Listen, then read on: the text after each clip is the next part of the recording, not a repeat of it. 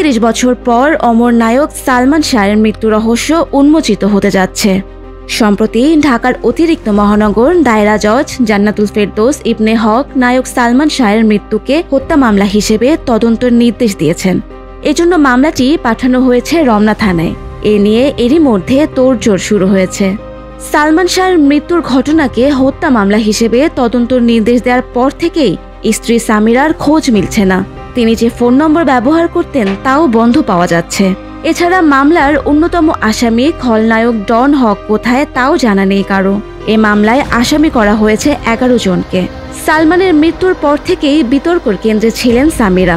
গত বছর এক সাক্ষাৎকারে তিনি দাবি করেন সালমান শাহ আত্মহত্যা করেছেন, হত্যার কোনো প্রশ্নই নেই। সামিরার দাবি সালমান মানসিকভাবে সুইসাইডাল বাই নেচার। বিয়ের আগেই 3 বার আত্মহত্যার চেষ্টা করেছিলেন সালমান। তবে সালমান শাহর মা নীলা চৌধুরী বহু বছর ধরে দাবি করে আসছেন তার ছেলে আত্মহত্যা করেনি, পরিকল্পিতভাবে তাকে হত্যা করা হয়েছে। আমার ছেলেটা আমার পেট থেকে জন্ম হয়েছে এবং প্রতিদিনই সালমান আমার সাথে আছে, আমার দেহের সাথে আছে। সে আমাকে মারা যাওয়ার 7 দিন আগে বলেছিল যে সে আমেরিকায় চলে যাবে, ওখান থেকে ফিল্ম পরিচালনা করবে। সে ফিল্ম করবে না, দেশে থাকবে না।